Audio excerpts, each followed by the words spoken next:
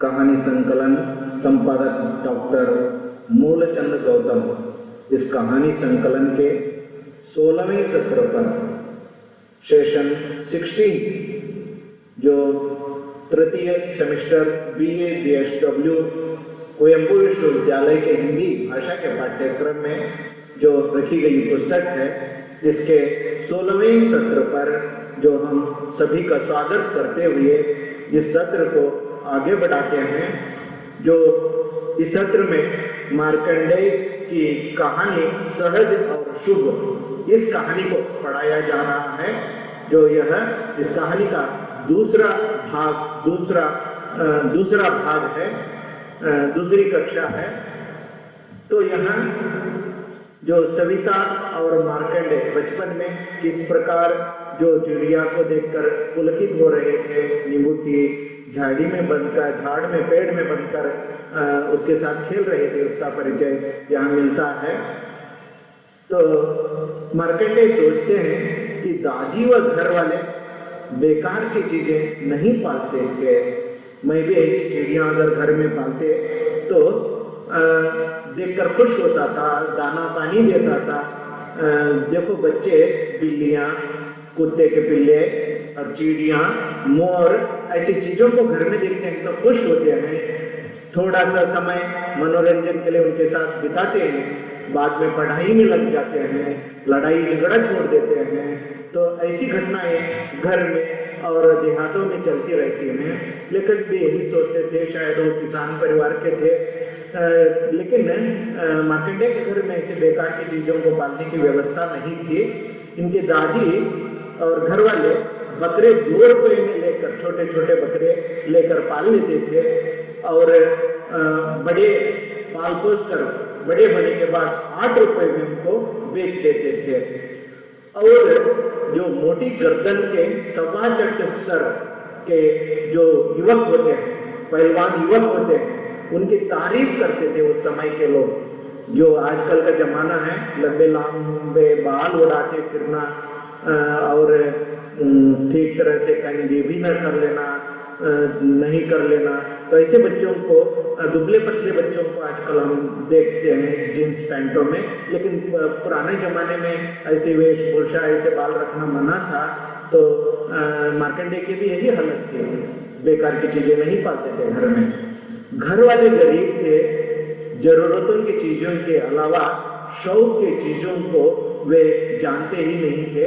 तो मध्यम वर्ग का परिवार था मार्कंडेय का। तो जरूरत की चीजें, किसानी खेतीबाड़ी की चीजें, बैल बकरे आदि छोड़कर बेकार की चीजों को इनके घर में नहीं पाल लेते थे। ये खुद 25 साल के बाद इस घटना को याद करते हुए मार्कंडेय कहते हैं ये बात।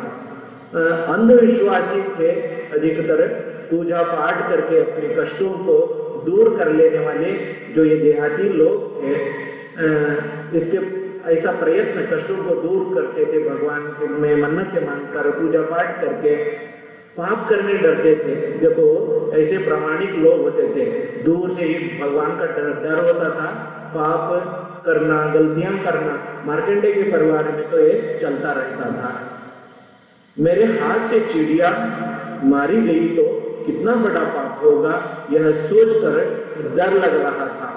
सविता खुशी से चिड़िया के साथ शरारत कर रही थी। मार्कंडेय कहते हैं, जो मैं अगर ये चिड़िया को पकड़ा, अगर बांध दिया तो मेरे हाथ में मर गई तो बड़ा पाप हो जाएगा, मैं नरक जाऊंगा, अथवा घर वालों को मालूम हुआ तो दुखी हो जाएंगे। यह सोचकर लेखक डर के मारे उसे रस्सी बांधना, नींबू के झाड़ में, पेड़ में बंधना, झाड़ी में ले जाना, ये नहीं करते। लेकिन सविता नहीं डरती, वो चिड़िया को ले जाती है, नींबू के पेड़ में बांधती है, उसके साथ शरारत करते हुए उसका उड़ना देख देख कर वह खुश होती रहती है।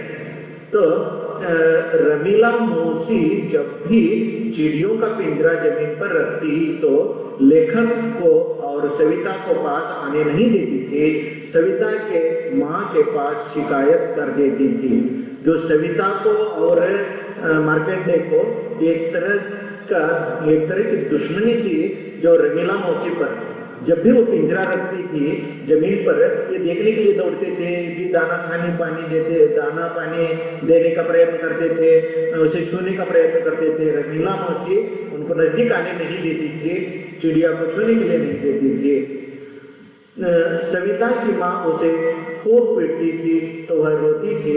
मार्कंडेय सविता को अब मिली हुई चिड़िया छोड़ने के लिए कहते हैं।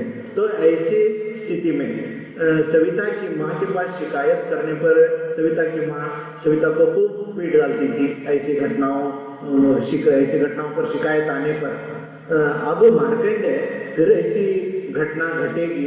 अचानक सविता की माँ को मालूम हुआ, रमीला मौसी को मालूम हुआ, तो सविता के हाल बेहाल हो जाएगी। यह सोचकर सविता को चिड़िया छोड़ने के लिए कहते हैं, लेकिन वह नहीं छोड़ती।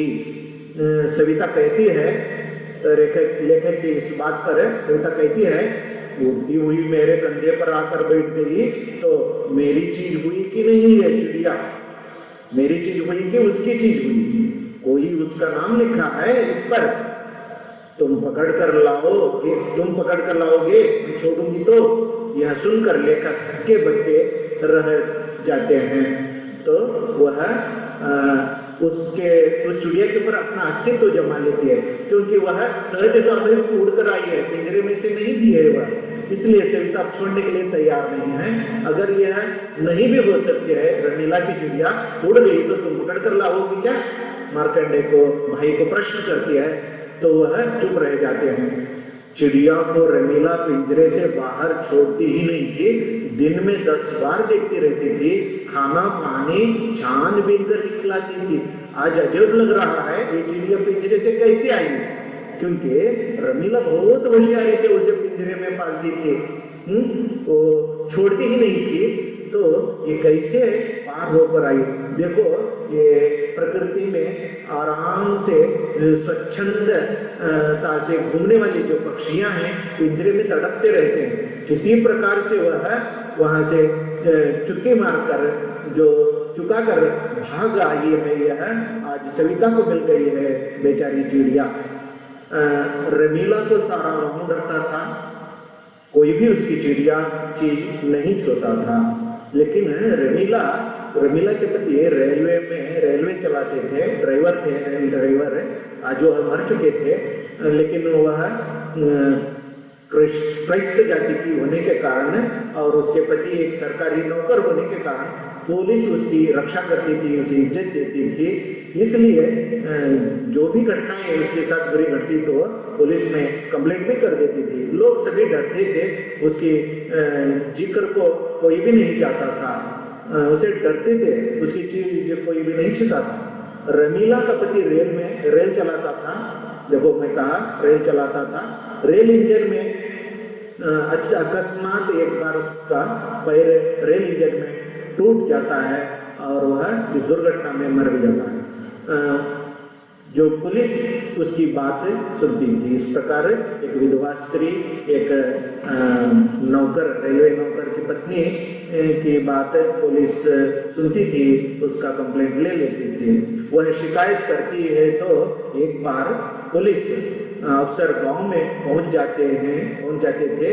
एक बार पहलवान भोलू सिंह को पकड़ने के लिए पुलिस आई तो अनाज की कोठरी में दम मारकर सारा दिन छिपकर वह बैठा था। भोलू सिंह के ऊपर रमीला कंप्लेंट कर चुकी थी, तो उसे पकड़ने के लिए पुलिस आई तो वो कोठरी में छिपकर सारा दिन बैठा था, पुलिस के हाथ में मिला था।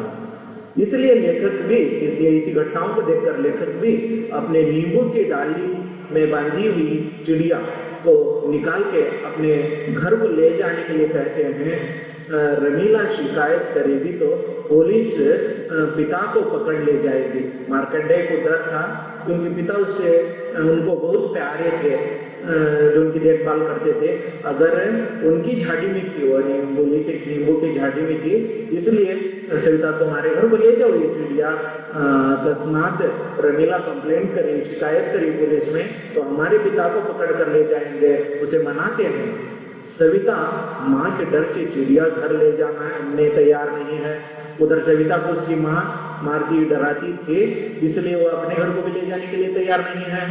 सविता सोचती है कि बूढ़ी को चिड़िया से क्या लेना देना, घर में कोई बच्चा खेलने वाला नहीं है, खिलाने वाले भी नहीं है, इस चिड़िया को ये रमीला क्यों रखी है, क्यों कंप्लेंट देती है वह। इस प्रकार वह सविता सोचने लगती है, चिड़िया छोड़ने के लिए अब तैयार नहीं है वह। तो कहानी का उद्देश्य, तो लेखक का उद्देश्य क्या होता है इस कथा, इस पाठ का उद्देश्य क्या है। सविता जैसे बच्चे सहज स्वाभाविक चिड़ियों की ओर किस प्रकार आकर्षित हुए रहते हैं, इसका परिचय देना इस पाठ का उद्देश्य होता है। लेखक मार्कंडेय का भी उद्देश्य है, वो भी चिड़ियों की ओर आकर्षित रहते थे, परिंदे प्राणियों की ओर आकर्षित रहते थे बचपन में। रंग बिरंगी चिड़ियों से बच्चे आकर्षित होते हैं, सहज स्वाभाविक है यह। किस प्रकार बच्चे खेल में अपने दिन बिताते हैं यह बताना भी लेखक का उद्देश्य है। रमीला जैसी धैर्यवान स्त्री का परिचय देना लेखक का उद्देश्य है। तो जानकारी छात्रों को, पाठकों को क्या जानकारी मिलती है, सविता जैसे बच्चे सहज स्वाभाविक चिड़ियों की ओर किस प्रकार आकर्षित होते हैं इसकी जानकारी बच्चों को मिल जाती है। बच्चों के खेल के दिन सभी को याद आ जाते हैं। रंग बिरंगी चिड़ियों से बच्चे आकर्षित होते हैं, ये स्वाभाविक है। हम भी खेलते थे, जो झिंगुर, चिड़िया और मोर और बकरी, कुत्ते, बिल्ली, आज भी हमारे घर में छोटी सी बिल्ली है तो बहुत प्यार करते हैं हम और बच्चे मिलकर, जो बहुत मन को बहलाती है, हमको वह सताती है, हमें उसके साथ खिलवाड़ करते रहते हैं, इसी बात चलती रहती है। किस प्रकार बच्चे खेल में अपने दिन बिताते हैं यह मालूम होता है। रमीला जैसी धैर्यवान स्त्री का परिचय पाठकों और छात्रों को मिलता है। तो इस प्रकार इस कहानी के बाद हम अब प्रश्नोत्तर भाग पर पहुंच चुके हैं। पहला प्रश्न है, लेखक के घर वाले बकरे कितने रुपए में खरीदते थे। बहुविकल्पीय उत्तर हैं, 2 रुपये में, 30 रुपये में, 50 रुपये में, 100 रुपये में। तो हम देख चुके हैं जो लेखक के घर वाले दादी आदि जो 2 रुपये में बकरे खरीदते थे और 8 रुपये में बेचते थे, तो सही उत्तर है 2 रुपये में घर वाले बकरे खरीदते थे। जो दूसरा प्रश्न है, पिंजरे के पास सविता को कौन नहीं आने देते थे। जो बहुविकल्पीय उत्तर हैं, लेखक की माँ, ब सविता की माँ, रमीला मौसी, ड कविता। तो यहाँ हम देख चुके हैं रमीला बूढ़ी जो मौसी कहकर पुकारते थे, रमीला मौसी सविता को और मार्कंडेय को बचपन में पिंजरे के पास नहीं आने देती थी। तो यहाँ कहानी समाप्त होती है। जो अधिक जानकारी के लिए जो कहानी संकलन में सहज और शुभ कहानी पढ़ें। धन्यवाद।